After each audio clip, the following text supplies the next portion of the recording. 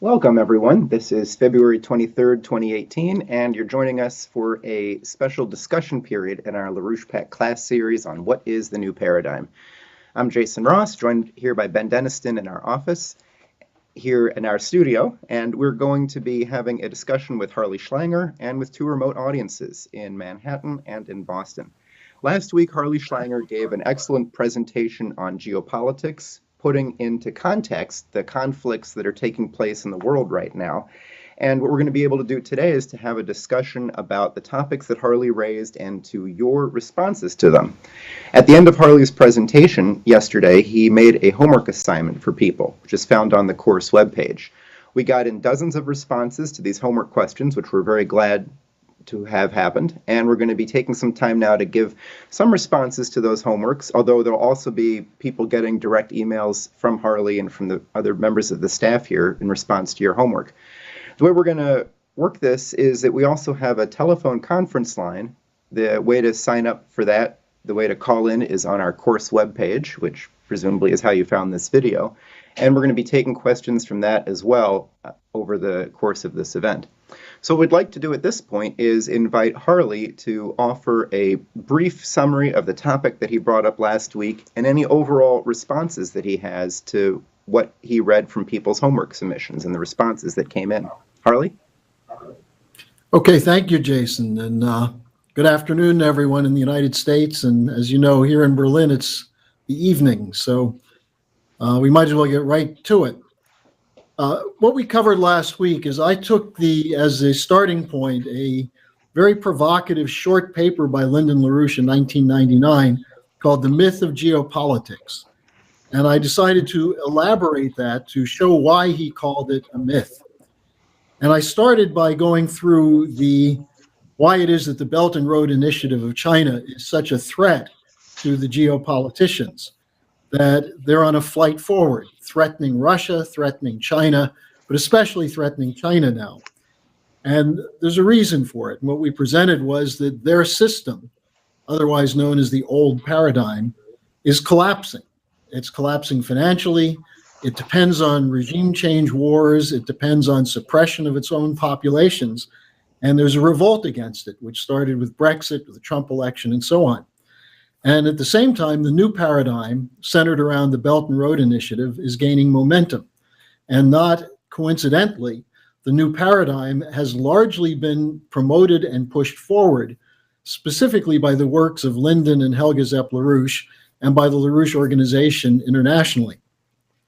So from that standpoint, that starting point, just reviewing some of the insanity coming out from those in the establishment today, we went back and took a look at the philosophical roots of geopolitics. Thomas Hobbes, who's called the philosopher, but was actually a misanthrope. Adam Smith, who was an employee of the British East India Company, whose Wealth of Nations laid out a strategy for empire, because the theme was that geopolitics, as it became known at the turn of the 19th to the 20th century, through the work in particular of Halford Mackinder from Great Britain, the geopolitics was from the beginning a justification of empire, a justification of the power of the British Empire to impose its will on the rest of the world. And so we went through the threat of the American system after the American Revolution to that empire, which was noted specifically by Adam Smith in his Wealth of Nations and other writings, the attempt by the British to suppress the American Revolution and overturn it, to attack the Hamiltonian economic policies, which made the American experiment a success economically. And then from the time of the Civil War, when the last effort of the British to break apart America had failed, there was an explosion internationally of American system economics, starting with Bismarck's policies in Germany. And so at that point, there was a shift in strategy from the British Empire, from trying to co-opt or contain America to creating or to provoking wars. In particular, the war between Germany and Russia and the British Empire and Russia over the so-called Eurasian heartland. And that was what Mackinder's theories were about. In effect, his theories were not scientific. They were not academic in the sense that you could demonstrate a coherent philosophical explanation for the policies. All they described is what the British had been doing for the last century, and what they then escalated at the time of Mackinder into what led to World War I and World War II. And then at the very end, I just caught up the modern geopoliticians from the US side, Brzezinski, Samuel P. Huntington, the clash of civilizations theory, and that what we're seeing now is hopefully a last gasp of this geopolitical world outlook, and why Mrs. LaRouche has emphasized the importance of superseding geopolitics of the old paradigm with the new paradigm led by the Chinese example of an economic policy of win-win as opposed to imperial subjugation of most of the world's people. And finally, the final point I think is just worth mentioning over and over again is that any attempt to impose geopolitical solutions today will put us on the brink of and possibly into a thermonuclear confrontation with Russia and or China. Now, I have to say I'm very pleased with the homework assignments that we received, and I wish I could take the time to go through a little bit from everyone, but given our time constraints and also that we want to have an opportunity for you to ask questions directly and to participate in the discussion, I'll just do a brief overview, and then I think Jason has a couple that he wants to bring up. But one I wanted to start with, there was a very interesting comment from someone about Alfred Thayer Mahan, who wrote The Influence of Sea Power on History, which was a glowing report on how the British established the global empire. And the question someone asked was, wasn't he just really describing things as they were, and was it really nefarious or insidious? And I would say the answer to that is yes, it was nefarious and insidious. Mahan is an example of what happens when people in the American elite get seduced by this idea of empire. His father taught at West Point, and his name, Alfred Thayer Mahan, Thayer is named after Sylvanus Thayer, who was the father of West Point. Sylvanus Thayer set up West Point as the first engineering college in the United States. You might say the Corps of Engineers was at the heart of the establishment of West Point, which is the U.S. military academy. And so from the time of Alexander Hamilton's Cincinnatus Society, the founding fathers, Washington and others, the idea of the military was directly connected with infrastructure, with development. That the idea of war fighting is not just you line up and point guns and shoot people, but you actually establish the conditions where you may not have to go to war because you have an economic policy based on advanced engineering and science. Thayer spent Thayer himself spent time at the École Polytechnique in France, which had been where Leibniz worked with Colbert in the 17th century. And he brought back with him some of the most advanced concepts from Europe on mathematics and engineering, which he incorporated into West Point. So here you have a product of this West Point educational system, Alfred Thayer Mahan, advocating not the American system, but the British system. And I think if you study this, you'll see the connection between Mahan and Teddy Roosevelt, who was extremely important in breaking the American system of his predecessor, the president who he served as vice president, William McKinley, who was a promoter of the American system of protectionism. And McKinley was murdered to bring Teddy Roosevelt in as president. And Teddy Roosevelt's whole policy was to bring the United States in as a partner with the British Empire. So I thought that was a very interesting question that came up from one of the people writing. There are a couple of others that I just want to point to. We did get a few from Australia, and it's interesting because on my recent radio programs and blog interviews, I'm getting a lot of response from New Zealand and Australia. Obviously, people who are chafing under the bit of the continued British Empire in their countries.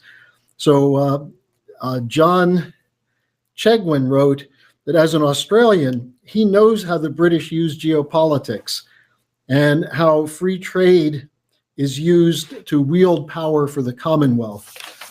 And there was one other comment I thought was very poignant from Trudy Campbell, who said, as an Australian, she states that, quote, unfortunately, the Republican spirit within this country has still not been fulfilled.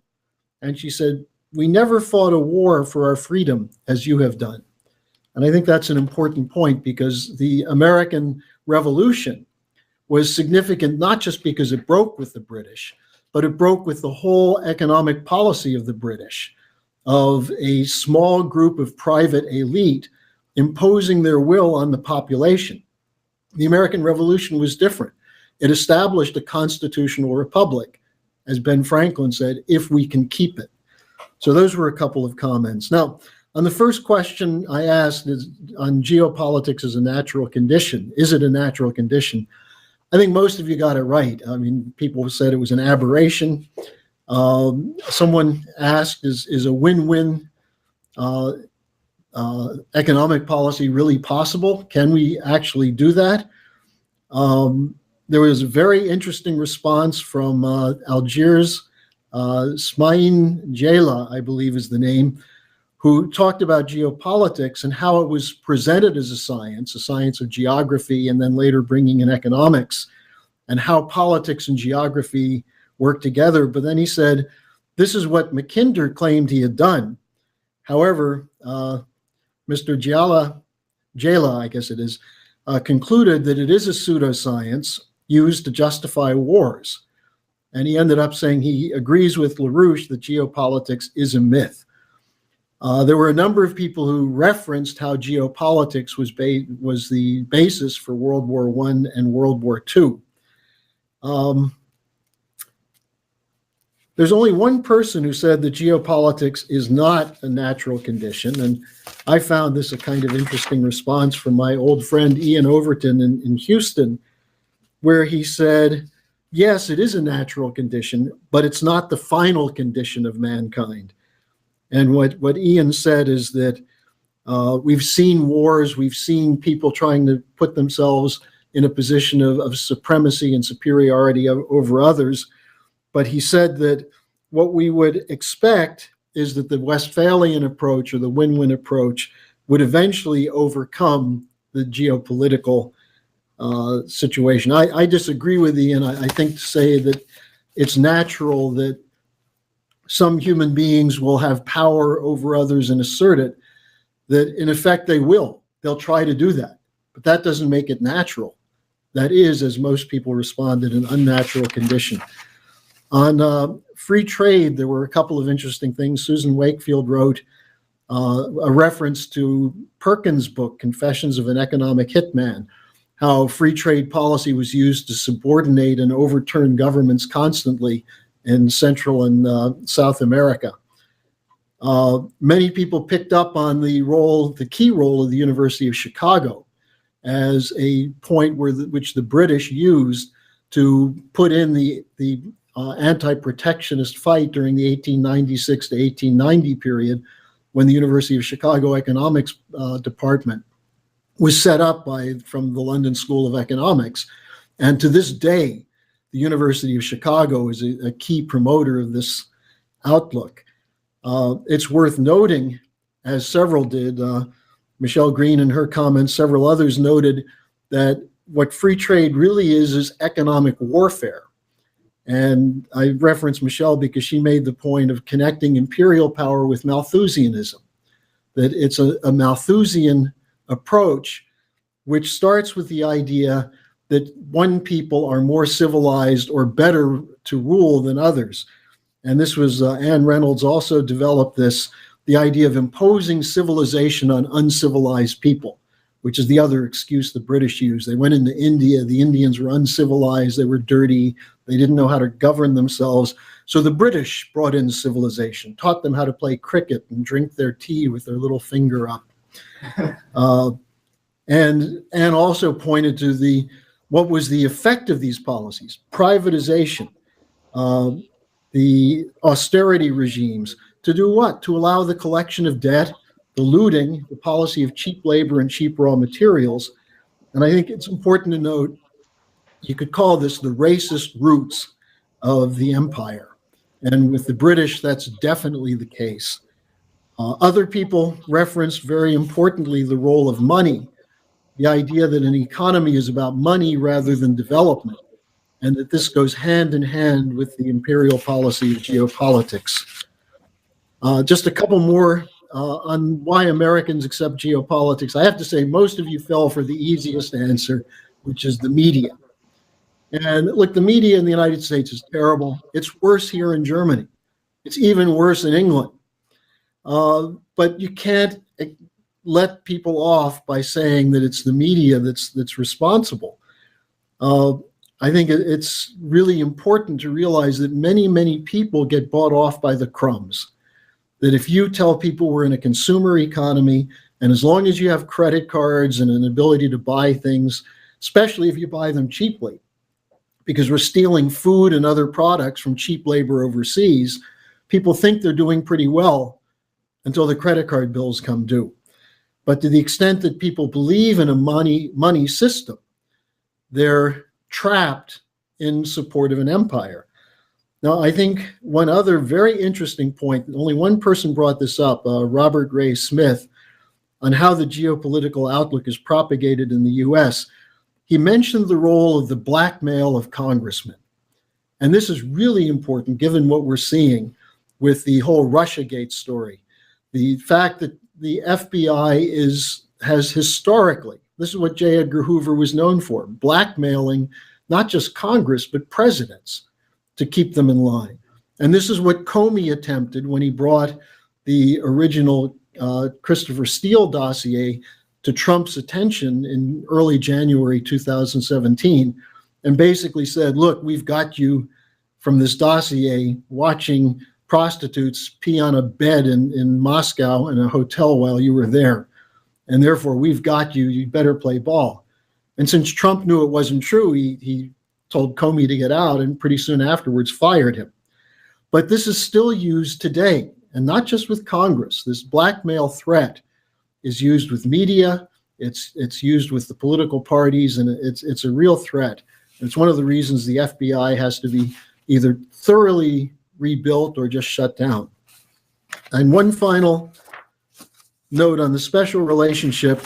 Happily, no one thought that there should be a special relationship between the United States and the British, that all the arguments for it are phony, common language, cottage. Some people went further and made the point that the common heritage is the inequalities of humanity, which we all share. So a brief summary. Let me say again, I was very happy to receive these and to see that people took it seriously. And hopefully we'll continue this, because it's, the whole idea of this class series is to enable you to go out as representatives of the win-win philosophy of the new paradigm and organize other people to join with us. So Jason, those are my thoughts on the homework assignments. Great, thanks, Harley. In addition to the specific responses that we got, we also had some people who wrote in about what they thought of the experience of doing the homework itself. So one of them, Robert, had written that he wrote in, "First, I want to say that I'm really thrilled by this wonderful piece of education. It's clear and crisp, but the most important thing is that it fills in many pieces which were missing to me until now, and it helps to broaden my understanding considerably. Of course, there's still much more clarity yet to unfold about the process of actually doing the homework and writing in. You had mentioned in the responses that came in on question 1 whether geopolitics is a natural condition of mankind. A number of people, I just want to bring up what some of the other responses were. A number of people had written in saying that studies of babies or of children showed that cooperation is something that's natural to human beings, to support the notion that geopolitics isn't true. Greg had said that it may appear natural that geopolitics occurs, but that it's something that can be overcome. On your second question about free trade, the relationship between free trade and geopolitics, I wanted to bring up something that Marcel had written about, where he said that the two concepts go together in the notion of a zero-sum game, that resources are limited and that therefore there must be competition to have control over those limited resources, that In that way, free trade and geopolitics go together, and that they both prevent the development of the creative ability to make new resources and new development. Um, on question 3, you pointed out that people had brought up the media, of course. Question 3, your question was, how is a geopolitical outlook propagated in the U.S.? Education came up, the media came up, blackmail came up. I want to read just a short part of one of the responses that focused on education in particular. Marcel wrote, given all the institutions and methods of mass manipulating the U.S. populace to support geopolitics, it could be argued that the educational system is the most central to this effort. At the lowest levels of education, science classes indoctrinate 6-year-olds with the idea that human beings are a destructive force against nature, akin to a virus, and that resources are limited, meaning that we must fight with each other for them. They're told that we should save species that exist violently in nature rather than interfere with them, and that that's more important than developing new technologies, and overall that science and progress are bad. If these students are never exposed to the idea of a moral direction for the greater good, it becomes almost impossible for them to even fathom win-win cooperation. So that people don't even realize what they're missing, or that it's possible to have such an outlook. And I wanted to read a couple of the responses to question 4, because I think these were some of the most fun. Your 4th question, you wrote, is the special relationship between the US and the UK based on what supporters call a shared or common cultural background? Do you think this special relationship is good for the United States? Now, we got a lot of responses on this. One of them was no. One person wrote in to say that they didn't even think the US and the UK shared a common language. I guess they have difficulty with those accents. There's also a lot of unclarity about when this special relationship began. Some people pointed specifically to the alliance between Winston Churchill and Harry Truman after World War II. Others treated it as having no particular starting time. You just took up some of this in your opening summary right here, so I'd like to ask you to say a bit more about that. One of the other responses about the special relationship was, ha, ha, ha. America consists of many cultures from all over the world. It's true that in some respects, some Americans have cultural connections with Britain in their ancestry, but American culture, that is, what makes our original Constitution and people unique, is that we reject kings and queens in any form, period. Let's see, what else? Somebody wrote that while the U.S. favors the pursuit of happiness, the British Empire supports the pursuit of property. They wrote, as Trump would tweet, that is bad. And let's see here. Yeah, I think that I'd like to get your thoughts in particular on the, if you've got any more that you'd like to say before we go to our audiences and live questions right now. If you've got any more you'd like to say about the U.S.-UK special relationship. In other words, did that begin at a particular point in time? Did that occur the year after the War of 1812 and the burning down of the White House? Or when did this special relationship supposedly start? And if you'd also like to say any more about the connection between geopolitics and free trade economics, how those concepts go together, Harley. Let me start with something that provoked me a little bit, this idea of children cooperating. As a parent of 2 young children, I have to say that oftentimes it's more like a zero-sum game where the 2 of them fight over absolutely everything. But the point Helga Zepp-LaRouche always makes is that the geopolitical old paradigm is the infancy or the immaturity of mankind, and that to get to a win-win cooperation, you actually are experiencing the maturation of societies and civilization. So I just thought I'd throw that in there. Look, on the special relationship, there are a number of different arguments as to when it started, but primarily up until even after the First World War, the United States had something called War Plan Red and War Plan Orange, which included this was in the 1920s, the possible invasion of Japan and also the invasion of Britain as enemies of the United States.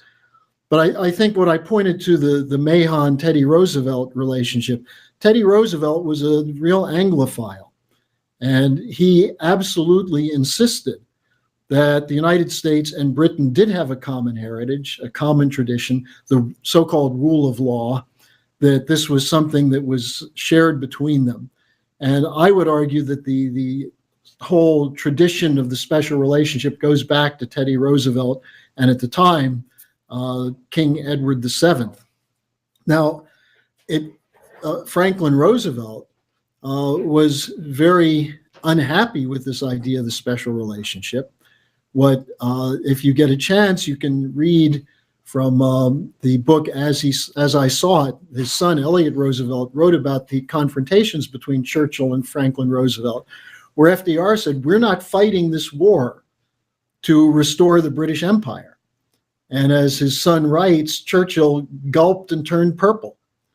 You know, this was a real confrontation. And we did a video, which I think now has over 1.2 million hits on YouTube, called 1932, which has a lengthy section on this special relationship. And as people do know, Truman was completely under the control of the Anglophiles in his administration. And he was easy pickings for Churchill when, in Fulton, Missouri, which is Truman's hometown, in 1947, Churchill said, an iron curtain has descended over Europe, and it's up to us, the English-speaking peoples, to stand up against it. And it's still to this day. Look, the whole Russiagate was made in London. It goes back to Hennigan and the GCHQ in the spring and summer of 2015, when they reported that they're picking up on their cyber capabilities, ominous signs of Russian Donald Trump cooperation. And this was then brought to the attention of Brennan. Brennan was therefore lying in wait for when Christopher Steele's memo was brought over here. And by the summer of 2016, you had a full-blown operation, which included Sir Richard Dearlove overseeing the Steele operation. Dearlove was the former head of MI6, and Dearlove was the one who brought into Tony Blair the dodgy dossier in 2002 or 2003, I believe, which said that Saddam Hussein possesses nuclear weapons and intercontinental ballistic missiles that can hit London within 45 minutes. And this was the basis of the argument that Colin Powell presented at the United Nations for the war against Iraq, which really led to the explosion of development of terrorism and the chaos, which is still underway today.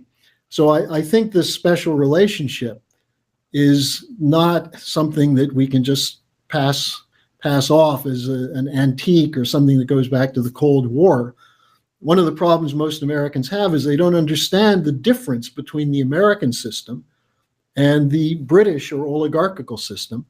And they've been seduced or bought off or just given up and accepted that this is the old paradigm is the way things really are. And that's partly what we're fighting. And the same thing is free trade, because free trade starts from the idea of competitive advantages.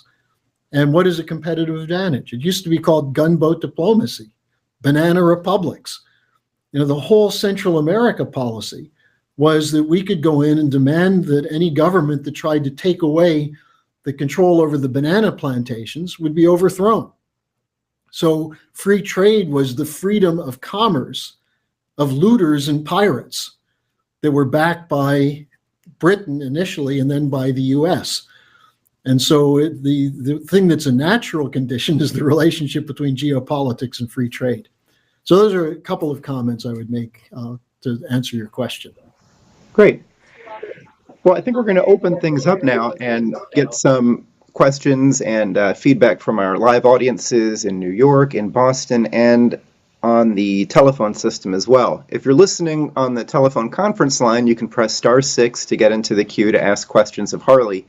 If you're asking a question by telephone, mute your computer and listen to the discussion through your phone rather than the computer. There's a lengthy delay between the telephone line and what appears on YouTube. And if you're watching YouTube, we're going to call on you to ask your question. You're not going to hear us, and we're going to have to move on to the next caller. So if you're using a phone, stick with the phone. So let's go ahead and open it up to our audiences here. Do we have a question from New York?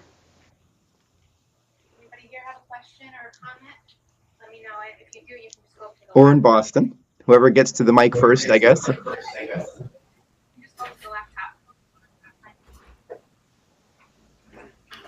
And what do I do? Just talk. Oh, hi. My name is Gilbert Mercado. I'd like to ask a question about could Mr. Javier Schlanger please explain the difference between the U.S. credit system and the British monetary system and clarify it. Did you hear that okay, Harley? Okay. Yeah, sure. Okay. Well, the British system, as I just described, is based on the idea that if you can impose your economic policy on others, including credit, including control of credit, then the idea of self-government is irrelevant. And this was at the heart of the American Revolution. The American colonies were told that they had to approve everything through the British colonial office, and that they couldn't even collect taxes. They couldn't do anything to invest in their own economy. It all had to go through Britain. And this was a major element of the revolution. But this is the negative side of it, the rejection of a monetary policy imposed from the top. Now, unfortunately, with the Federal Reserve System, with the modern central banks, that's the economic system, the credit system that we have. And we see that in terms of bailouts. We see that in terms of the post-2008 period, where they're still giving credit to largely speculators. There's no insistence that there be an intention for the people who get credit and loans to do something for the common good or the general welfare. The American credit system set up by Hamilton was based on the idea that how do you establish a sound economic condition for a population which will maximize freedom and maximize the potential for future growth? And Hamilton wrote 4 reports, and I know these are summarized in the various things we've written on LaRouche's 4 laws, because LaRouche's 4 laws take as its starting point the Hamiltonian credit system. The idea that credit is extended by government through the banking system, whether it's through the Treasury in the case of the United States, to enable banks to make loans to people who will produce, to entrepreneurs, to industries. And that secondly, you have an element of credit, which should not be part of a federal budget, which is the mistake they're making with the infrastructure fight right now, but one which is a separate capital budget, in which credit is made available for the projects which in themselves don't return money initially. I mean, if you have an infrastructure project that returns money, it's probably no good. It's a toll road or a toll bridge or something of that sort, a user fee, so that whoever invests in it can make some money. That's not what Hamilton's idea of, or what LaRouche talks about as platforms of infrastructure. He's talking about generating credit from the government that enables people to build something new, something more efficient that will affect the whole economy. And if you think about in the American early period, canals, bridges, roads, ports, that these were not meant to make money. You know, now they're talking about privatizing airports in Washington, D.C.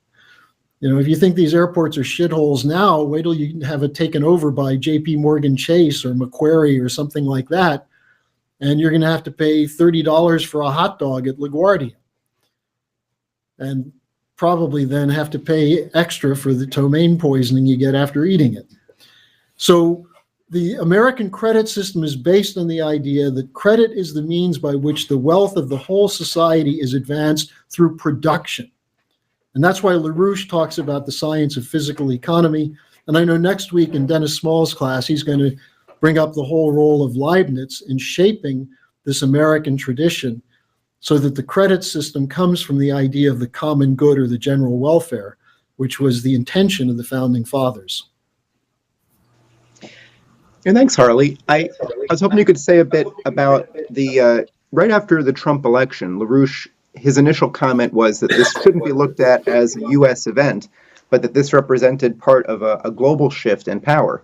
And when we also take a look at other countries where people try to understand the domestic politics, they're going to misunderstand things. Like take Brazil, for example, where the elected Dilma Rousseff was unseated. A man who couldn't even run for president, Temer, ended up becoming the president of the country. It's certainly no better off.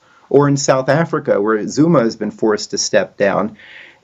Trying to understand these on a case-by-case basis, or as coming out of the domestic political affairs there, sort of misses the point.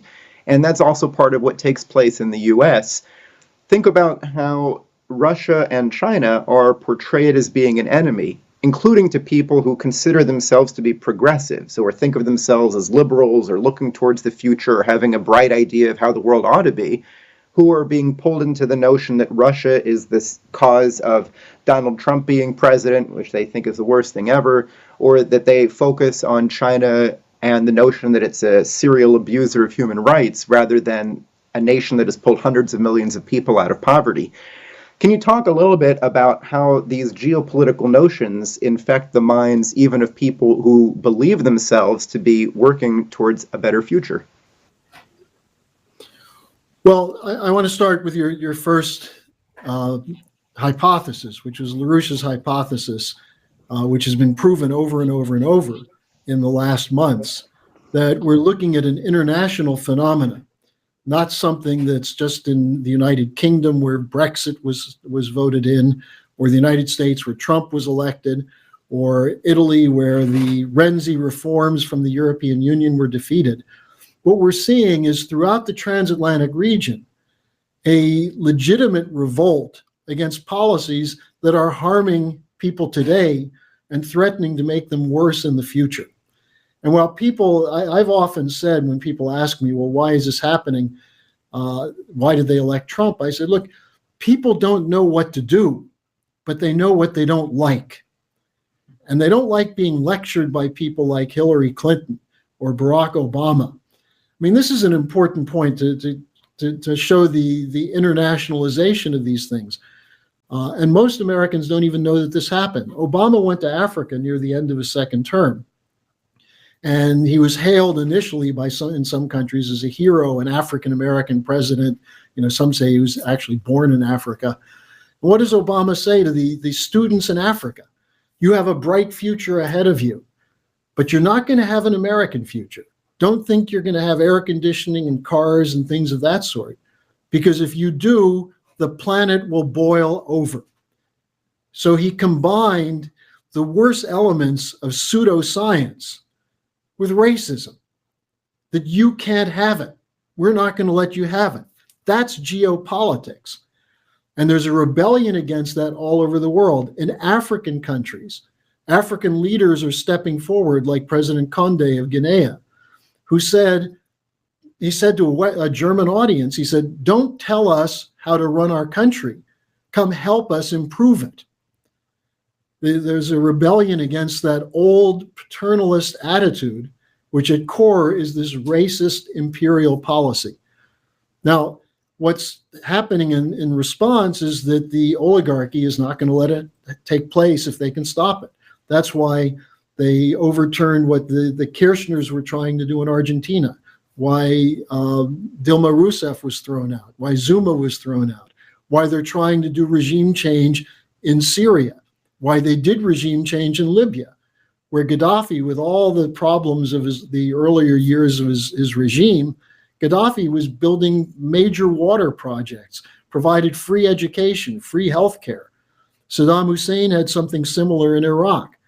So instead of allowing that to occur, the unilateral geopoliticians, the ones who say, we have to determine policies in the world because we know what's better, they're the ones who are launching these coups. And I think it was summarized by, what was his name? The former head of the CIA who was interviewed the other day and was asked, Woolsey was asked, well, do we interfere in other countries' elections? Which, of course, everybody knows we do. You know, Victoria Nuland admitted we spent $5 billion to overthrow the Yanukovych regime. You know, the Russian trolls spent $100,000 on ads in Facebook, and this is being treated as the worst crime in American history. What did Woolsey say? Do we interfere? And he said, yes, but we do it for their own good. That's the paternalism. And whether it's directed against African nations or Asian nations or South and Central American nations or against the people of Germany and Italy and the United States, people are getting tired of it. The problem is they don't know what to do. And that's why our movement is so important. Because with LaRouche's 4 laws, these are not just 4 laws for the United States. These are principles of how a modern economy will work and can work, using the best scientific traditions, going back to Leibniz, going back to the American system. And this is what the fight is. And this is why Helga keeps saying the battle is not that you can't stop this new paradigm. It's coming at a full speed ahead. But the question is, will the old paradigm be able to derail it through war? So I think this is really the crucial issue when you talk about geopolitics. You're talking about people who are liars, who are hypocrites, who are the ultimate corrupt evil in modern society.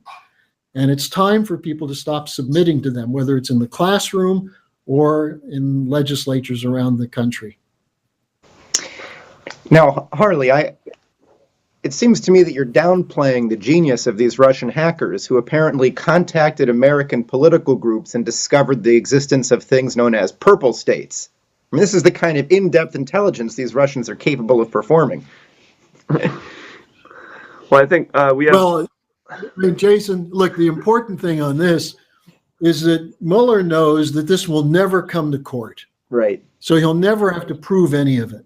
Mm-hmm. Also, if you look at the wonderful report done by Barbara Boyd on this, she shows that this so-called company that was operating right out in the open for everyone to see, it was doing this out in the open, has a very mixed background, that in fact there's some suspicion that it had connections to US and British intelligence, that the Russians arrested a number of the people involved in it.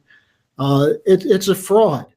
The idea that these hackers are so skilled was really pretty much put to rest by Bill Binney and the veteran intelligence professionals for Sanity when they showed that this was not a hack, but a leak.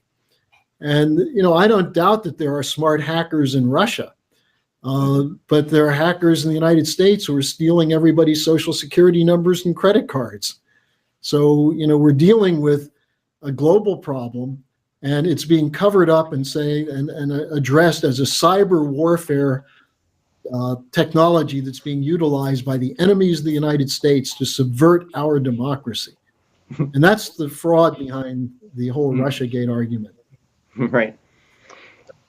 Well, I think we have a question ready in Manhattan, but also real quick, we have about 12, 13, 14 people on the conference line. So if any of you who've called in want to ask a question, or also if you have a comment, thoughts you have, remember this is a new format we have where this broadcast is not going to be going out publicly on the LaRouchePAC.com. So we wanted to do it in this private format so people could feel more comfortable sharing their thoughts, you know, disagreements you have, problems you have with the homework, you know, and the big point of this whole class series is, you know, how are you able to organize your fellow citizens around these initiatives, around these ideas? And that's really the focus of this whole thing. So any challenges or thoughts or insights or successes you're having in that domain, you know, this is the place to discuss it through, to share it. You know, it might help other people who are, you know, one of the great things about this format is just looking at the conference system and the video connection. We got people from all over the country, all over the world participating. So,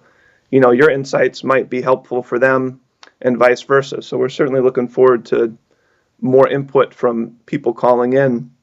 And again, if you want to get in the queue, just hit *6, then we'll see you in there and we'll be able to get you patched in. So, you know, anybody on the conference line, feel free to hop in and be ready to share your thoughts, provide your insights.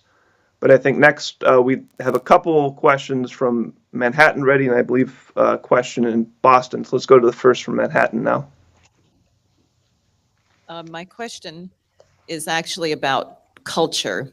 I think, well, because you say, how is geopolitics propagated? And Americans like to believe that they form their own opinions on things, but actually these opinions are formed and planned and financed long in advance, including in areas of fashion, which people consider personal and private and their choice. But if you think about what's available, it's not. And also the question of musical culture. And I know you've done some work on this, but I think it would be important for people to actually think through where they get their quote unquote opinions, their personal opinions of what they consider to be their culture. Well, I think it was Lind and LaRouche, or it might have been Alan Salisbury, who once said that when an oligarch wants to know your opinion, they'll give it to you. And I think that's a characteristic of what we see in this idea of freedom of culture. You know, if you look at the modern art, and this is the easiest one, some guy bounces a tennis ball in paint and whacks it off a canvas. And this is now being sold for millions of dollars because why? It's innovative. You know, I have a 3-year-old son who can create innovation of that sort. You know, why is someone who's 50 years old bouncing tennis balls in paint considered an innovator? And a lot of this is the deliberate destruction of science and culture, I think, as a parallel attack. And I know in next week's class, Dennis Small is going to take up the case of Bertrand Russell, who famously said that he can show that snow is black and you can convince people that snow is black. That's what we see in culture. You know, the attack that was waged on classical culture goes back to the middle of the 19th century. It goes back earlier than that, but it was the same networks of the oligarchy that were out to destroy classically composed culture that were also the oligarchs. And you know, one of the best examples is the case of Mozart, who was working for a period of time in the court of Joseph II to try to transform the culture of his country to become a more human culture that was anti-oligarchical. And he did this with opera. You know, the powerful polemics of the Marriage of Figaro, Le Nozze di Figaro, Don Giovanni, the Magic Flute. You know, the idea that you're presenting culture, including initially, the Mozart's operas were not viewed by the general population. They were presented to the oligarchy. And imagine the Marriage of Figaro, where the count is trying to seduce his wife's maid, and they come up with a plot so that he does it in front of the whole village. You know, imagine oligarchs who are on every day seducing maids and raping maids and everything else, seeing on a stage with the most beautiful music their crimes portrayed. And that's why Mozart probably had to be killed. And I say probably because it looks as though he was murdered, and not by Salieri. That's another oligarchical myth. So if you look in the battlefield of culture, and Diane was referring to a piece I did some years ago, which you can still get online, called Who Owns Your Culture? I think it's available on the Schiller Institute website. I went through how did rap music become the popular music in the white suburbs? And it's not so different from how heroin became the drug of choice in white, relatively affluent suburbs. It was put there. It was done through a process of destroying an appreciation of real culture and replacing it with something that it makes you feel good and popular. And who does those things? It's always done from the outside. And I took a couple of case studies in terms of rap music as to who were the promoters, how did these things get put on the radio stations and then become, you know, people think, well, I'm not for rap culture promoted by the oligarchy, I'm for the indie culture. Well, where does indie culture come from? I mean, these are obvious operations. And what's essential, and I know in the Manhattan Project, what we're doing with the chorus, is showing that what people sometimes run away from in classical culture, because it seems difficult or it seems something that's not popular. Well, it's not popular because people have been brainwashed. people have had their appreciation of something of beauty destroyed. And so they get a kick out of, through the 90s, what was the most popular television show in the United States? Seinfeld. Would anybody want any of those people as your friends? They lie all the time. They're dishonest. They can't carry on a conversation. So why do you watch this and then talk about it with your friends at work the next day? That's part of the destruction of a population, so that they'll start believing the kinds of lies that come every day in the fake news media. And so I think this cultural question, I'm not going to say more on it. That I know, Diane, you've been taking it up. John has been taking it up in Manhattan. But it's a critical issue. And it's also directly related to the role of geopolitics. In terms of Europe, besides the case of Mozart, before Mozart, there were attacks on Bach, that Bach was scholastic, Bach was too complicated. You'll see the whole revolt led by Liszt and Wagner against the classical tradition that after the death of Beethoven and Schubert was upheld by Robert Schumann and his courageous wife, Clara Schumann, in collaboration with Brahms. But they were fought against by Liszt and Wagner in particular. And who was backing Wagner? It was the oligarchy. You still have this disgusting spectacle every year at Bayreuth, which was built as an opera center for Wagner, where the European oligarchy comes and watches these absurd, before there were the Hobbits and before there was the Harry Potter, you had Wagner's ring cycle, or as I called it once, the ringworm cycle. And what does this tell you? It tells you that there were ancient societies where gods ruled, and those were much better. And that the attempt to create industry destroyed that culture. This is why the Nazis loved Wagner.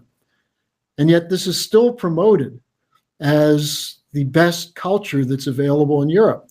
And this is one of the reasons why people don't like opera, because they have this image of the classic example of the fat lady with horns on her head screeching. That's in virtually every Wagner opera. And they don't get it, so they don't like it. But I think this is the cultural warfare which is conducted by the oligarchy against the general population, and we have to reverse this. Jason, can we take a question from here in Berlin? Sure. Yeah, just have them come up to the microphone Yeah, up why there. don't you so we come can up all here? hear.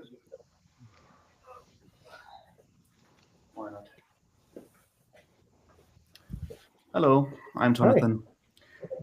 Hi. So my question is, the basic idea of geopolitics, is it that Mackinder invented so that Britain controls the heartland and through that can beat the United States? Or is it rather that way designed that the USA also tries to control the heartland and through that is involved in an endless war, and through that Britain stays in control through the division? Well, there are a number of questions involved in that, but the most important point is what I was saying earlier in the summary of the previous class. Geopolitics already in action with the imperial policies. As I presented in the class, there was this thing called the Great Game, which was the British Empire against the Russian Empire, largely fought out in the wastelands of Afghanistan. And this was from the 1830s to the 1890s. The British heartland theory of Mackinder was just as I say, an academic justification for what the policy was, which was based on the idea that you cannot allow an alliance between Germany and Russia. At the core of Mackinder's policy was no German-Russian alliance, because the idea of the Eurasian heartland is essentially Eastern Europe and the Russian landmass. And if Eastern Europe and Russia are united with Germany, which is part of the so-called inner rim countries, then you have a capability through rail connections and through industrial cooperation and collaboration, you have a power that's greater than the British could wield through the sea. So because of that, they had two or three elements of it. They had to break a French-German relationship. And the French had a problem because they'd lost several wars to the Germans, and then they started losing wars to everyone. And so they went in, they were happy to go with the Entente Cordiale, the alliance with Britain. And then they eventually broke Russia by funding the Japanese in the Russian-Japanese War of 1904, where the Russians were defeated decisively by Japan, and that triggered a phony revolution in 1905 in Russia. I mean, there was anger, there was legitimate anger, but the point of the revolution was to destroy a government in Russia. And it really did. The Tsar's government was weakened from that point until it was overthrown in 1917. But what that set in motion was Germany as an opposition to Russia and France. So the Brits came in, set up the Triple Entente in 1907, and that was the basis for World War I. Now, there was some question as to whether or not the United States would join the British side or not. And this was the role of Teddy Roosevelt to prepare that alliance, but especially then the treason of Woodrow Wilson, who was very much a patrician, a racist, an admirer of the British culture or the English culture. And the United States ended up coming in on behalf of the British and the French. I'm not sure what Wilson thought about the Russians, but then after the war, what was set in motion, the United States became part of this whole carving up of Europe, and especially the punishment of Germany at the Versailles Agreement, which led to the chaos that ended up with Hitler coming to power. And what was World War II? It was intended to be Germany against Russia. So this was the policy of the British Empire going back to the great game in the middle of the 19th century, which was then put into a code in so-called Mackinder's Geopolitics. But that was just describing the reality of what their strategy was. So I hope that answers your question. Yeah. Good. So we will turn next to our audience in Boston. As a reminder, if you're on the telephone conference system and you'd like to ask a question, please press *6. Boston? Good evening, sir. It's hard to articulate in a simple question of so many issues and broad ideas that have been brought up in the past 3 weeks. But I was at least one person that brought up the question about Alfred Thayer Mahan. And I probably am going to include a reference to him again in this question. The simplest way to phrase my broad question, which I would accept from an answer in broad terms, but even though it begs some specifics, but most of us Americans think that we are good people and we have fed the world and we have helped people and we stopped Hitler and we did this and we did that, and we've been nurtured. We have been nurtured on the great narrative of the birth of our country and the heritage and the relationship with England, at least after 1812 and of course the revolution before that. Now, in the past few weeks, there's been more than an implied statement that the British helped stir up the war between the Civil War or the war between the states.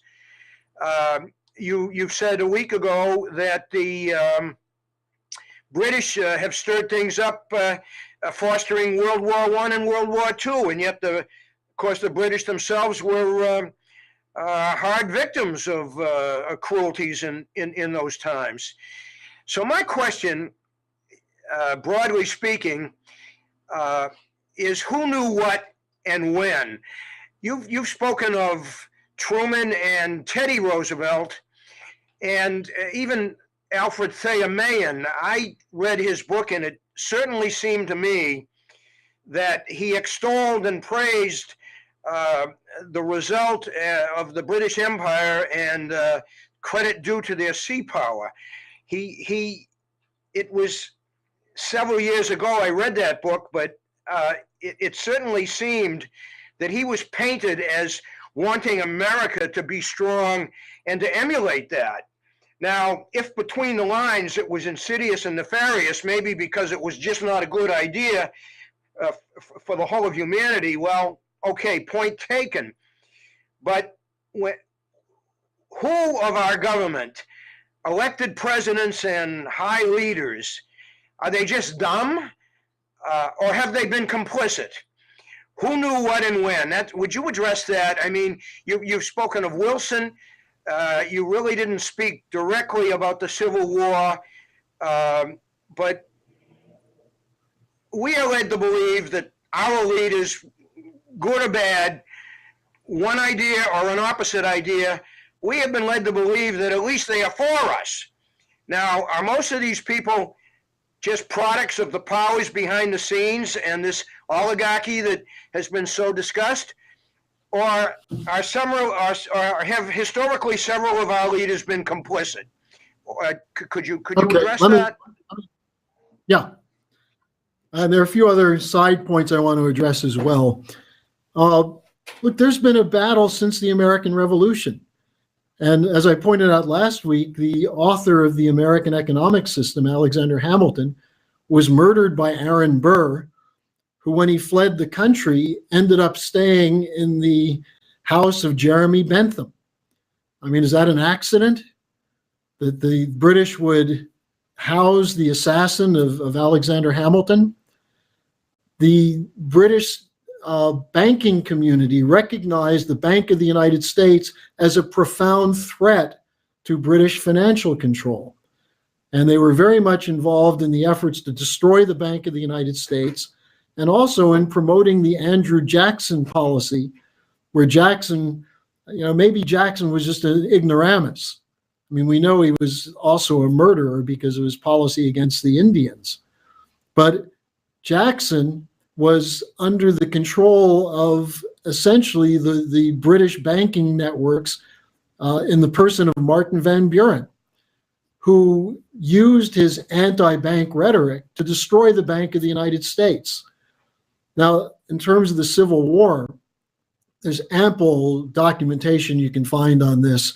I quoted Palmerston, who sent his New Year's letter to Queen Victoria in 1861, saying, "I think with the election of Lincoln, we now have the possibility of winning back at least some of our colonies." The British were very keen on how a war between the states would break the power of the United States. And there were alliances between New York bankers, New England bankers, including some of your Boston Brahmin, and the Southern plantation owners. So these are things you can just look at. And we have a book from Alan Salisbury, The Civil War in the American System, which provides a lot of documentation on that. Now, on the Mahan question, it's not wrong to say the British took advantage of sea power to become the world's most powerful nation, the empire. But how did they do that? They were constantly in wars. They were constantly involved in manipulations on the continent, financing wars between France and Austria, between the Prussians and the Austrians, working behind the scenes to manipulate governments. And the example of the constant fight in the 19th century against Russia is just another example. They had a perspective, they had an outlook, and they developed a whole system of justifying it with free trade and with later the geopolitical doctrine. And people like John Quincy Adams, Hamilton, the founding fathers, Lincoln, explicitly attacked the idea of free trade. Lincoln's chief economist, Henry C. Carey, wrote numerous books on this. that it was clear to some Americans that this was what the war was about. There were others like Martin Van Buren, Buchanan, Teddy Roosevelt, who chose to support the other side. Now, whether it was because they were, I mean, I don't think these are people who are doing it for financial reasons. It's for their sense of identity. They identified with the elite, with the empire. We've had a number of presidents like that. In the last years, this Bush Sr. represented. His family goes back to the connection with the Harrimans in the 1920s.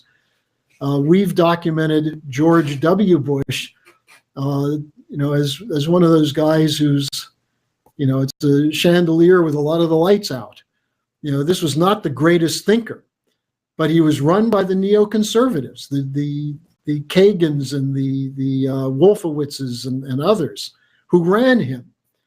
And Obama is another example of this. These are not people who made mistakes. These were people who systematically represented a different outlook of what America should be, and then lied to the American people about what they were doing. Why did Bush go to war in Iraq? The simple excuse, and maybe this is why Bush did it, is because he was told the Iraqis were planning to assassinate his daddy. So he had to teach them a lesson. Now, is he that simple? I don't know, maybe. But Cheney certainly knew that was a lie. The people around Bush who launched the war knew it was a lie. Colin Powell should have known that the dossier from Britain on Iraq's weapons of mass destruction was a lie. Why do they do these things?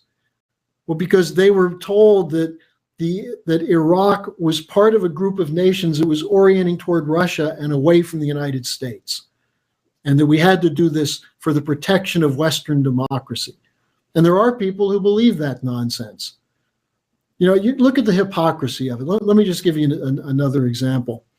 Now, to come back to Mahon just for a second, it's clear from his book that he thought the British Empire was a civilizing influence on the world, one of the great advances of human history. And therefore, he thought the United States should be part of it. Where in his book does he talk about the murder of 10 million Bengalis by deliberate policies of starvation run by the British East India Company? It's not in there. Did he not know that? I don't know. I can't imagine that he didn't. Did he not know about the Irish potato famine? That was something that was part of the British policy against the people of Ireland. So to say that he was so enamored of this system that he wanted the United States to be like it, well, then either he was extremely ignorant or he actually believed in the superiority of the Anglo-Saxon or the Anglo-American race. Now, I was going to bring up, again, the hypocrisy. Marco Rubio, U.S. Senator from Florida, Coates, the Director of National Intelligence, Christopher Wray, the FBI Director, Pompeo, the CIA Director. They're all talking about China's infrastructure policy as a threat to Western democracy. They're saying that China is conducting this aggressive infrastructure push, to use Rubio's words, to subvert American spheres of influence. Now, what do they mean by spheres of influence? Well, what would the free trade agreement that Obama was pushing, that Trump pulled us out of, the Trans-Pacific Partnership, what would that have done?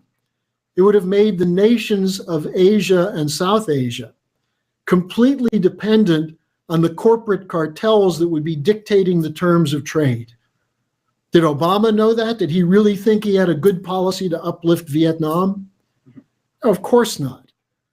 So I think you have to realize we have some real scoundrels who have been presidents, who have gotten elected because the American people don't know the truth. We've had a few great presidents. I think Franklin Roosevelt, I think Lincoln. You think about George Washington, John Quincy Adams, probably McKinley. And had he lived longer, probably John F. Kennedy would have been among the greats. If Trump followed through with what he said he was going to do about restoring the American system and collaborating with Russia and China in opposition to the establishment, then Mrs. LaRouche has said, and I totally agree with her, that he could become one of the great presidents in American history. So, ultimately it comes back to a different question than you're asking, which is, what will the American people do?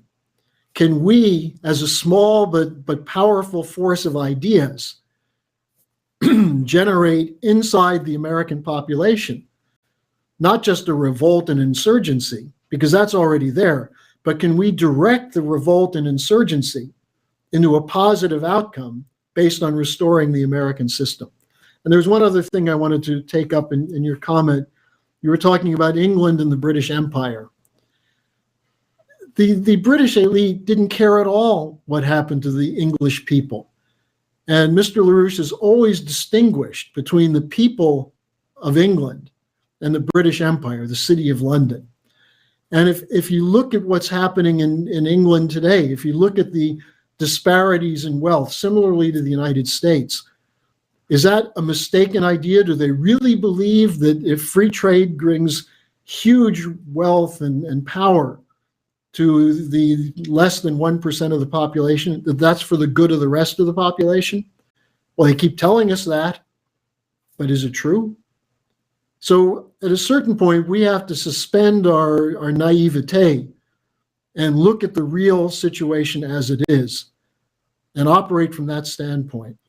And I think it means that we have to be able to say that there are people like Mahon who, whatever he may have intended, Mahon was on the wrong side of history. Mackinder definitely was. And people who promote these views today are pushing us in a direction where we could end up in a nuclear World War III. So I'm not so interested in knowing what their inner thinking is, but in stopping what they're trying to do. Thanks, Harley. I think we have one question queued up in our telephone conference system. This is Jim, I believe, calling from Minnesota. So let's get Jim unmuted. Hopefully you're still in the queue with us here and ready to have your question or comment. Okay, can you hear me from St. Paul? Yes, we can hear you loud and clear. Okay, yeah. Harley, goes back to your Arca Crisis lecture you gave in San Francisco. I was there, I think, the late '80s. So I appreciate your continuing fight. So the question is, the Pilgrims landed in 1620. We had the Massachusetts Bay Colony 1630. Weren't we fighting these British clowns for 150 years before 1776?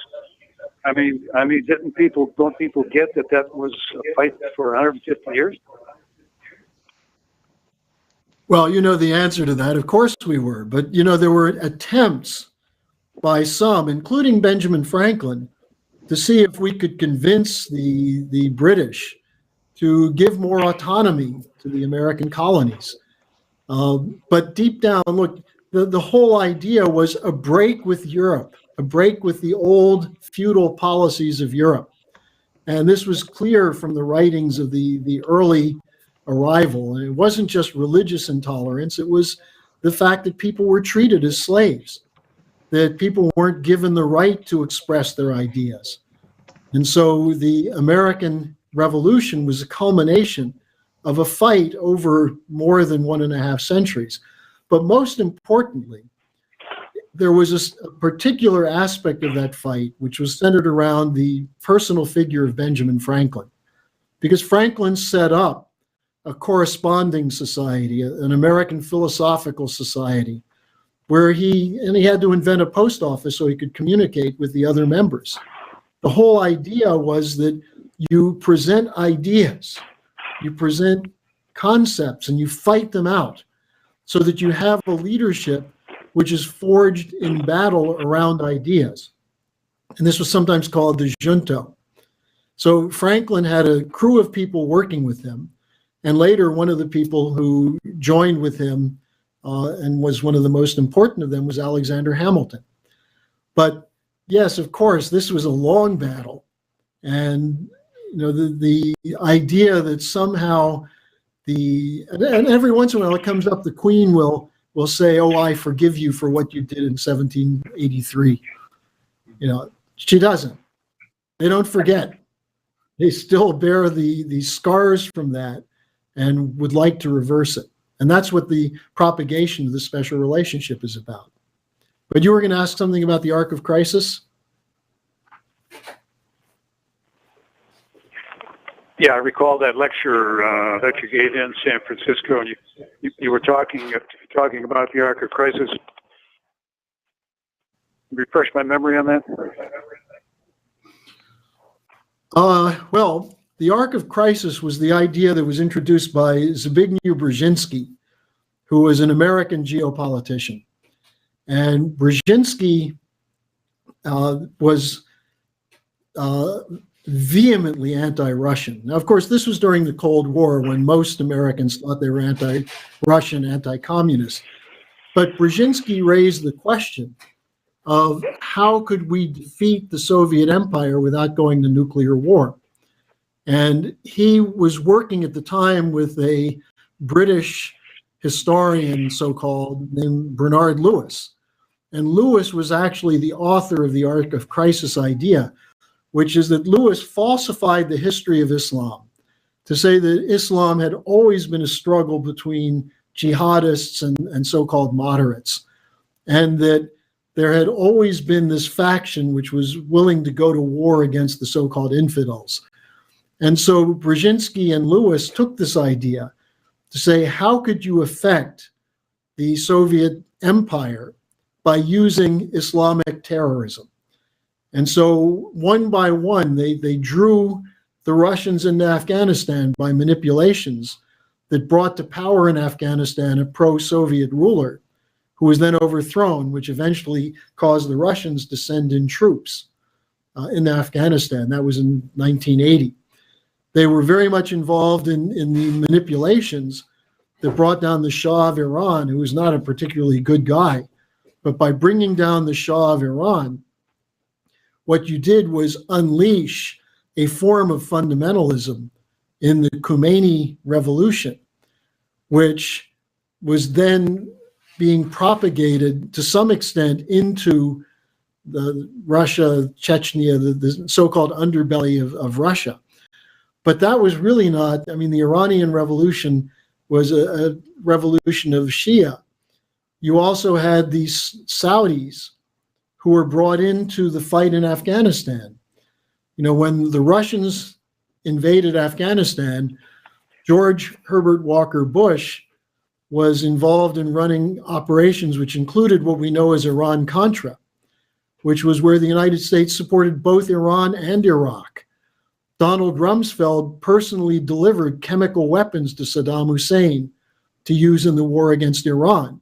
And when it looked like Iraq was going to win, Oliver North was flown into Tehran to promise weapons and support for the Iranians, which was also connected then to the subversion of the elected Sandinista government in Nicaragua, geopolitics. And then at the same time, the Bush crowd ran an operation to bring the networks of the bin Laden family, particularly Osama bin Laden, and jihadists from Saudi Arabia and from a number of other countries to go into Afghanistan to fight the godless, atheistic communists. And these became the Afghansi. These became later the split between the Taliban, which were the native Afghans, and the Al-Qaeda networks who were brought in and funded by the Saudis. All of which, by the way, was covered up by Robert Mueller when he was FBI director. So this geopolitics, the arc of crisis, was based on the idea that you could rally Islamic populations to overthrow the government of Russia. The Soviet Union collapsed. What you find that these areas today, Tajikistan, Kyrgyzstan, and so on, the near abroad, which was part of this inner crescent, is part of the Eurasian cooperation. What is it? Eurasian Economic Union. They're working with Russia. So it failed. It didn't work because they have interests that go beyond religious or so-called civilizational interests. and they're being brought into the alliance with the New Silk Road. So that's how you overcome the geopolitics. Harley, we've got a lot of questions. Harley, we've got a lot of questions coming in. I think we have at least a half a dozen lined up here. So let me, what we're going to do next is we have an international participant, Jella Smain, whose question you had mentioned, had been unable to call in. So we're going to read his question. Then we're going to take a question from Manhattan, and then we're going to turn to Ernest on the conference call line. So that's our order next. So here's a question from Jella Smain. We know perfectly well that the free trade system is a trick used by the British Empire and currently functions by the pirates to dominate the global financial system and the global economy. It's based on unequal relations. But the New Silk Road, which is based on the principle of win-win relationship, operates within the current global economic rules, where goods are exported from China to all parts of the world, or vice versa. My question, he writes, should the free trade system be entirely changed? What is the fate of China's economic relations with other countries and the future of these relations, which are built on the basis of these free trade rules, especially as Britain is part of the Belt and Road Initiative? Or should this system be totally modified? Well, I think it has to be totally modified or trashed. I mean, what the Chinese are presenting is really this idea of mutual benefit. And it starts from the standpoint that you can have equitable relations, trade relations. You know, long before we had the World Trade Organization and GATT, the General Agreement on Trade and Tariffs, there was a lot of world trade. How did that happen?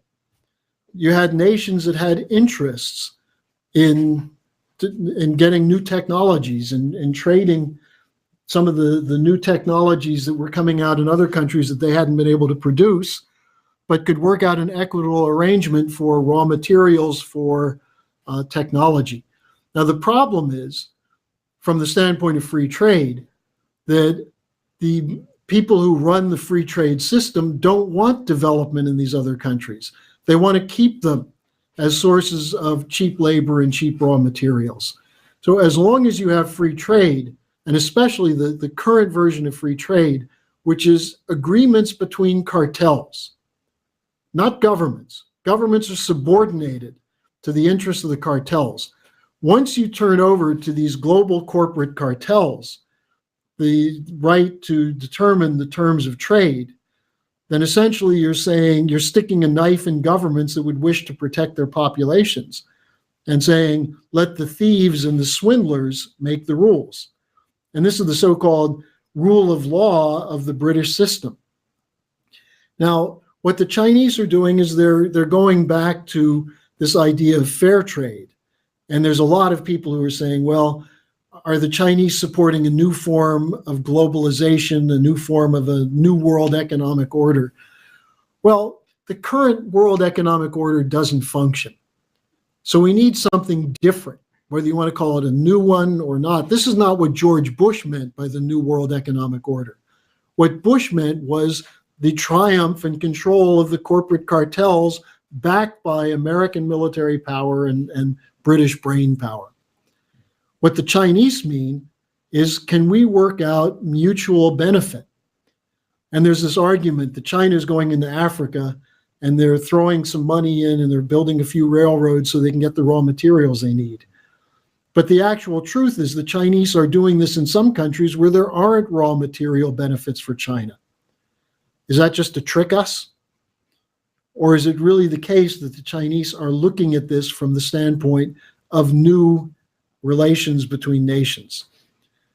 Now, I was at a conference recently in Berlin where some of the German representatives were saying, yes, the Chinese are trying to trick you into thinking they're acting in your interest, but their real intention is to take you over. Well, that's just them superimposing the British policy on the Chinese. And what Helge has suggested is that people read the speech of Xi Jinping at the 19th Party Congress, Communist Party Congress, where he laid out precisely what he means by socialism with Chinese characteristics and what it means for the Belt and Road Initiative. And there are a number of other things you can read from Xi Jinping on this. But he's not talking about free trade zones in the same way that the free trade zones of the globalization of the IMF and the World Bank and the British and the US mean. He's talking about reducing barriers when necessary so that countries can develop, but doing it in a way that's mutually beneficial. I mean, one of the examples, the Chinese offered to cut back steel shipments into the United States if Trump really was serious about building a domestic steel industry. You know, if we really put $1 trillion into infrastructure, we couldn't produce enough steel for that in the United States. We couldn't produce some of the machinery that's needed. We would actually need some from other countries. Just as China could benefit from trade relations with the United States as recognized by companies like Caterpillar. So this is a long way of getting to the point that the free trade system as embodied in the second half of the 20th century with GATT and the World Trade Organization, that should be junked. NAFTA should be junked. You know, the United States and Mexico had a huge amount of trade before NAFTA. What changed with NAFTA is that American firms could move to Mexico and pay much less, not have to worry about safety regulations or anything of the sort, and make super profits. And when it became more expensive to do it in Mexico, they moved to Honduras or Nicaragua or to China. So one of the things you have to look at with Trump is that he made the comment that when he was complaining about China and currency manipulation, some of these things, someone said, well, are you saying China's competing unfairly? And he said, no, they're using the rules that we wrote to benefit their own people. And he said, and I would have done the same thing.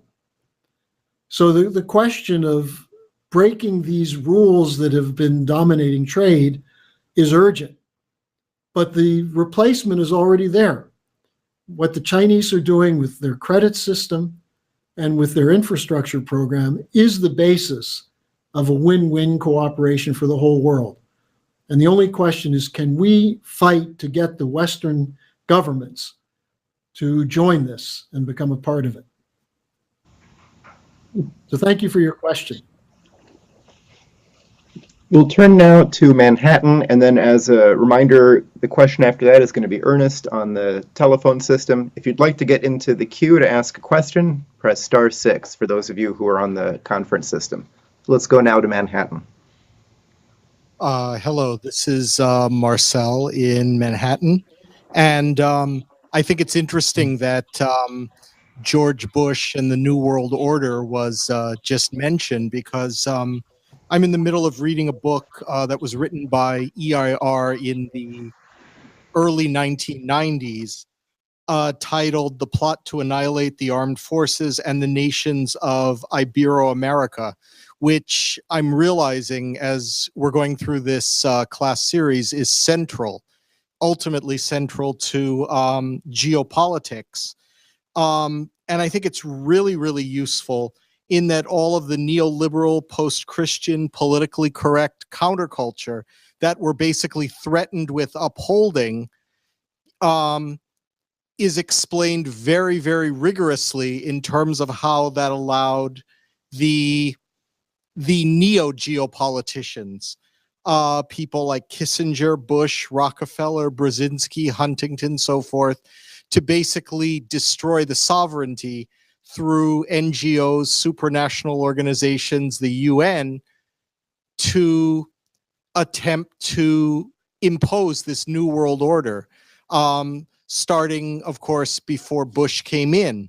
So I guess my question in terms of all of this is, looking over the last, this book, I believe, was written in 1994, but looking over the last decade, it seems like, with the exception of China and Russia and a few other places, South America seems to be the most feisty continent in terms of fighting the British Empire and fighting their loss of sovereignty.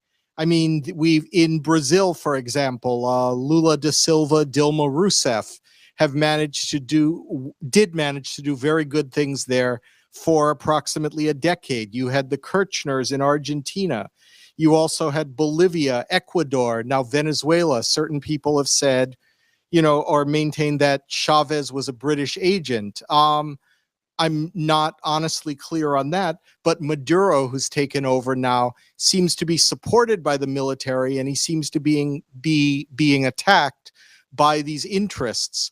So I guess my question is, in terms of the attempts from the late 70s, early 80s into the 90s to destroy South American and other national militaries, to impose environmental concerns, technological apartheid, and things of that sort. How have these nations fared over the last 15 to 20 years? And what kind of position are these nations in now, especially with the Belt and Road coming to South America, to actually stand up and demand their sovereignty once again? Thank you. Well, that's the real point. The Chinese have been very active in bringing this win-win perspective to South and Central America, even Mexico. And you have governments which are not so good, like the current government of Peru, which nevertheless is embracing the proposals from China. Macri in Argentina, who was put in there by Wall Street and the British to undo the Kirchner policy, he's open to the Chinese because this is the only place they can get credit. So you have these bi-oceanic rail systems that are being proposed to connect the Atlantic coast and the Pacific coast of South America. Look, we've done a lot on this over the years. One of the reasons we know a lot about Ibero-America is that this was one of the arenas that Lynn was most active in. Lynn was invited to Argentina, I believe, in the late 80s. He was in Mexico several times, including his famous meeting with Jose Lopez Portillo, which resulted in LaRouche drafting something called Operation Juarez, which was a plan before NAFTA that would have allowed for a U.S.-Mexican cooperation that would have totally transformed the country with infrastructure, nuclear power, and port development, and so on. The idea of high-speed rail going down the Andean spine all the way to the tip of South America. The Amazon development projects. I mean, we were putting forward these things for a long time and had support from these countries. And they were suppressed. They were attacked. Governments were overthrown. The most famous was the Allende regime in Chile, which was not only overthrown and Allende killed, but Pinochet came in and brought in the so-called Chicago Boys, the University of Chicago, to impose pension reform, which meant privatizing pensions, which stole the savings of people and is taken as a model for those people who want to get rid of Social Security in the United States, again, directed by the Chicago Boys. So this has been one of the arenas, but the most exciting thing is to see the response to the Chinese, that there's a fertile ground, excitement, and look, the people in South America can look at Africa now and see things like the Dakar to Djibouti railroad that just opened, the rail systems that are connecting inland areas with the coastal areas so that countries that don't have a seaport can begin to export and import through rail connections. So this is the only opportunity that is out there, because what's the US policy? It's to tell these countries you have to have budget surpluses, you have to cut spending, you have to steal the pensions, you can't industrialize. And so I think what we're seeing with the Belt and Road extension into the southern part of our hemisphere is one of the more exciting prospects. And we're seeing even dyed-in-the-wool monetarists having to take a look at it because it's the only possibility they have for investment in the future of their country.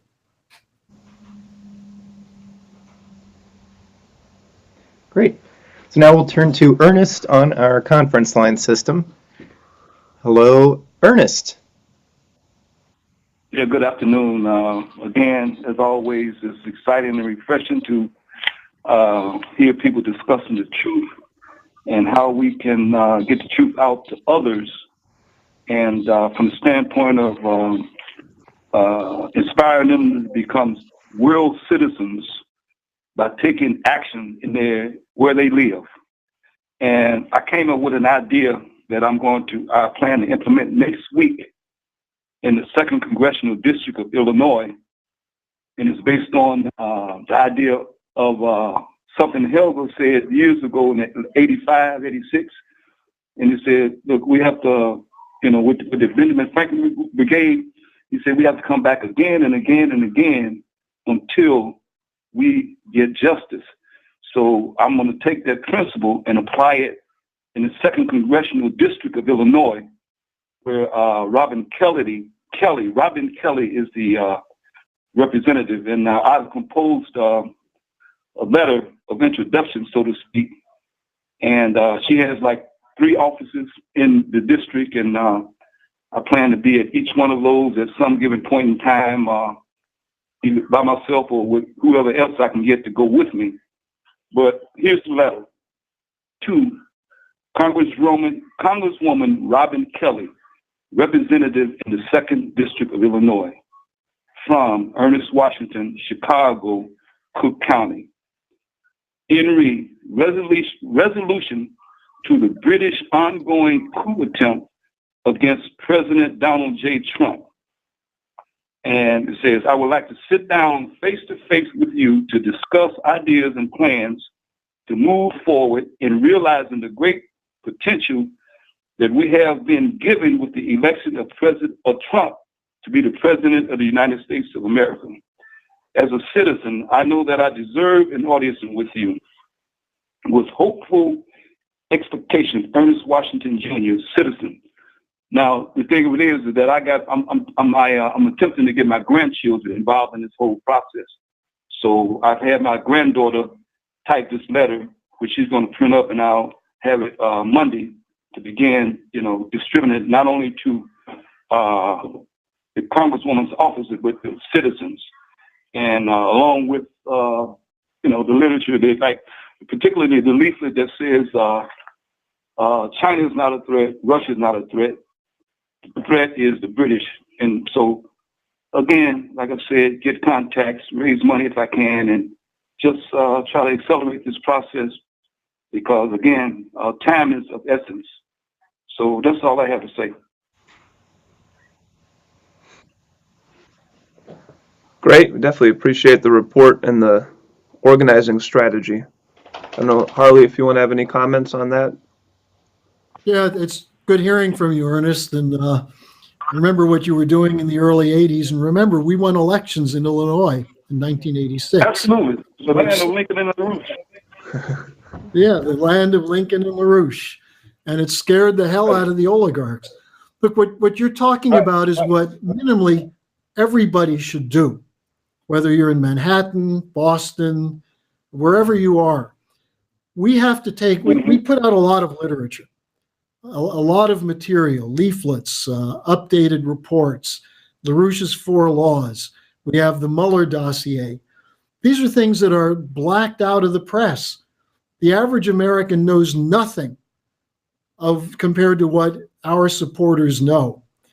But too often our supporters sit somewhat complacently with the idea that, well, we know more, but they're too powerful, the people won't get it, so we'll have sort of a club of knowledge.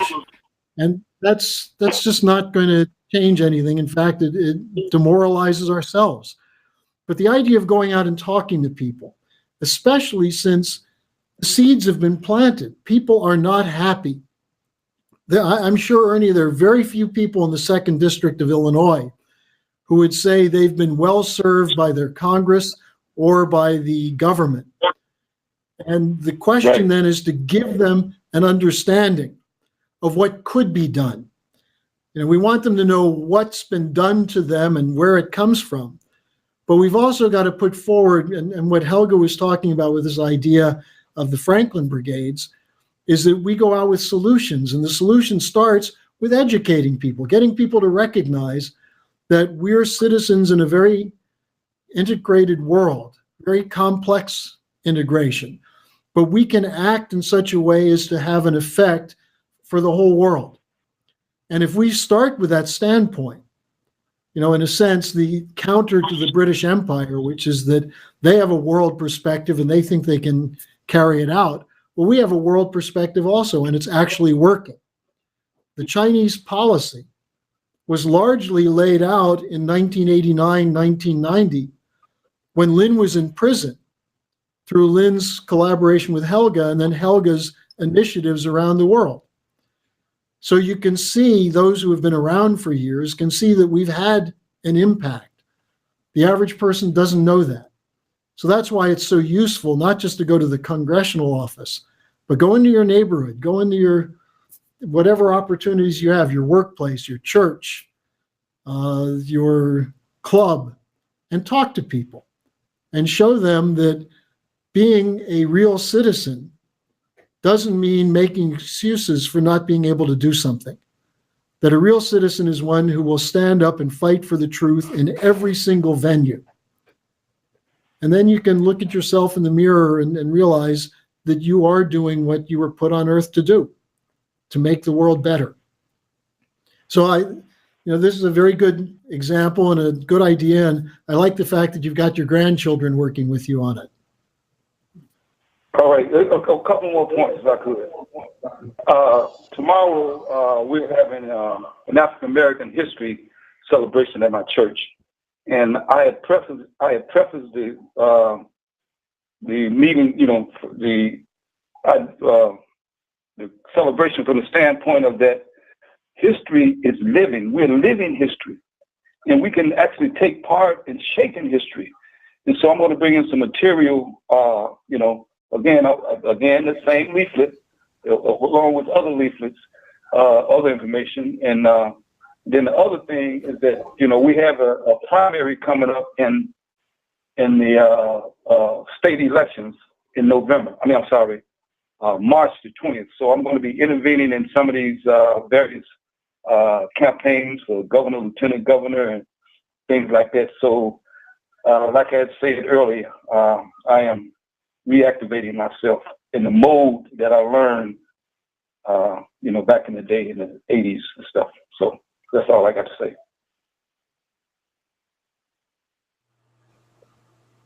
Good. It's good to get these reports. It's good. We've got a couple more questions, Harley. I know that we're running up on time. What we're going to do next is take in a question that came from one of our Boston participants who wasn't able to come to the office today, and then we'll move to Manhattan for a final in-person question. Then we'll ask you to wrap up, Harley, and then we've got some announcements about the next courses, our continuation next week, for example. So this question came in from Peter, who has been a participant in these classes and who did his homework, and he asks, in response to the class today, he says, given the sorry state of the current geopolitical world, would it make more sense to just push for the recognition of the new paradigm and swallow up the old system, rather than confront it so strongly that they have no alternative to resist, rather than an incentive to alter their thinking and to get on the bandwagon?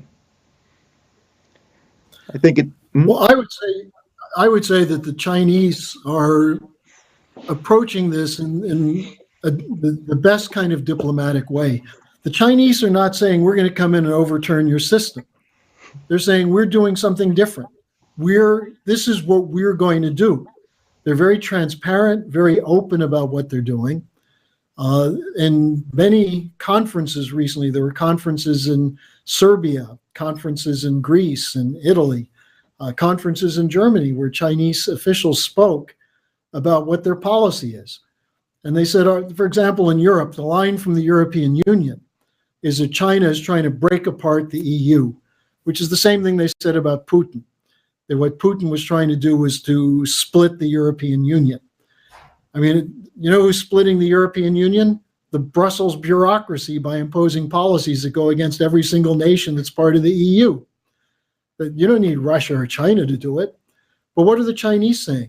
They're saying, we want to work with you. Here's what we propose.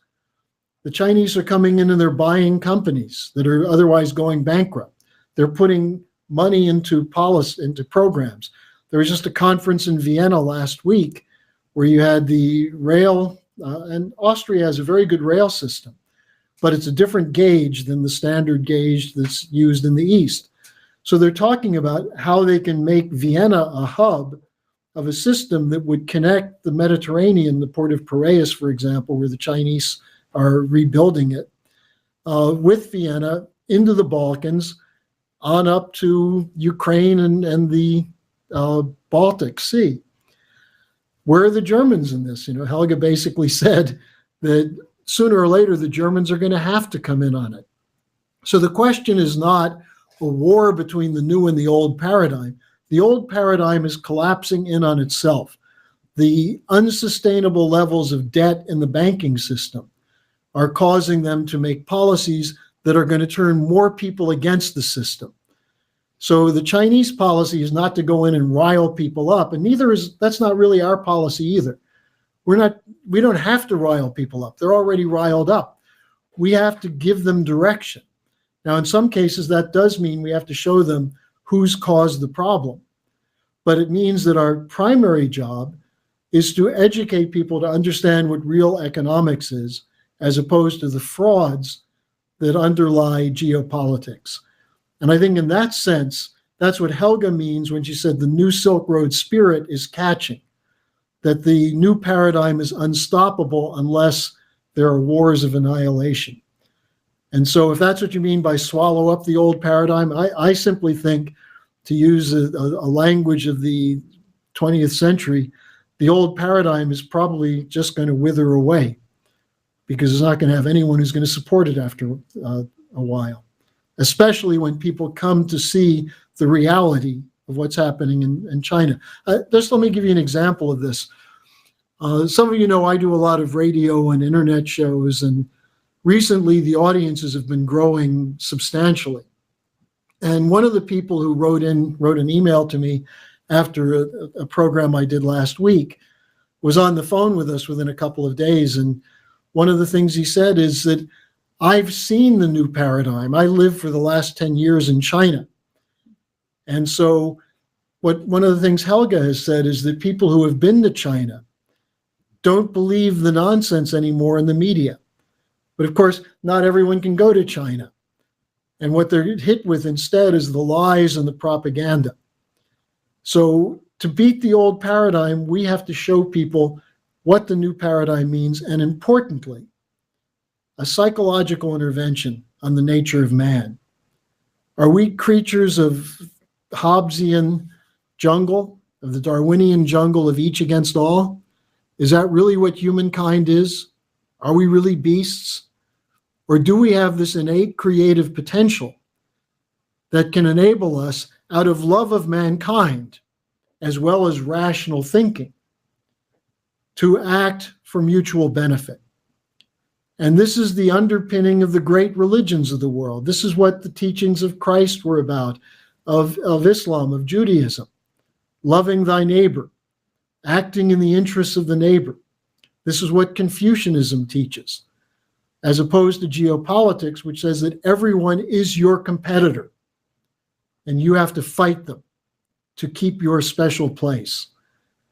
So I think it's this, ultimately, this idea of what it means to be human that can be the turning point in this fight. As someone said earlier, I think from Boston, Americans do want to do what's right. Most Americans are good people. They've been turned into selfish, greedy, little lying bastards by living in a breaking down system. But that's not who they are deep down. And this is a fight for the soul of the nation and the soul of mankind. And it's the right fight to have. So I think we can win this fight without having to go head to head against the old paradigm. It's already dying. Okay. Well, we're right up against time now, so we'll take one last, and please be concise, question from Manhattan, and then Harley, if you can use that response to that question to wrap up for the day, and then we will have some announcements about the next class. So let's turn to Manhattan now. Hi, Harley. This is Daniel. I wanted to raise from the standpoint of the clash between the old paradigm and the new paradigm, or the way that the new paradigm subsumes the old paradigm. The conflict right now between around a U.S.-backed so-called alternative to the Belt and Road Initiative, partnered with Japan, India, and Australia. This has been presented as a alternative, and the response from the Chinese has been, and from some other people, some pundits in Asia, has been interesting. My question is this actually going up in opposition to the Belt and Road? How will the Belt and Road, how will the Chinese government in particular respond to this U.S.-backed so-called alternative? What are your thoughts? Well, what you're talking about is summed up in the phrase the Indo-Pacific region, which is one of the ways that geopoliticians in the United States are trying to counter the influence of China on President Trump. A lot of this will be determined by what President Trump does. And, I think what we should do is encourage that he do more meetings with Xi Jinping, more discussion with Putin, because what he's found is that these are partners he can work with. The whole idea of the Indo-Pacific as an alternative to the Belt and Road comes out of the Washington think tanks, the ones that are the geopoliticians who oppose it. The Prime Minister of Japan, while he's perfectly willing to talk to the United States and these other countries, he's also gone significantly beyond recent Japanese policy to work with the Chinese, to become a partner in the Belt and Road. You have a similar thing. We'll see what happens with Modi in India. But you have this push to have the Pakistan versus India, China versus India. This is the old geopolitics. What's the benefit ultimately for India to be at odds with China and Pakistan, especially when you have nuclear weapons in both Pakistan and India? And the Russians are playing a role in this, as are the Chinese. So the attempt to manipulate these conflicts is extremely dangerous. And then you have the other wild card in this whole thing, which is North Korea. What will happen with North Korea, where you see there has been a significant shift based on Russian, Chinese, Japanese involvement, but also what President Trump is doing. Remember, the president of South Korea in his New Year's address praised Donald Trump for the openings that have occurred between North and South Korea. So we're seeing a non-uniform policy from the United States. You have the old way of doing business in the State Department, in the CIA, in the intelligence community.